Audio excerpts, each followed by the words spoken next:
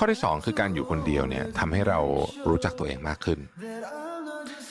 การอยู่คนเดียวเป็นช่วงเวลาสำคัญเราเนี่ยควรจะมีเวลาอยู่คนเดียวเพื่อ reflect ตกผลึกว่าจริงๆแล้วเนี่ยเราเป็นใคร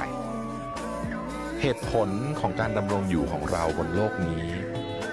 คืออะไรจริงๆแล้วเนี่ยเราชอบอะไรกันแน่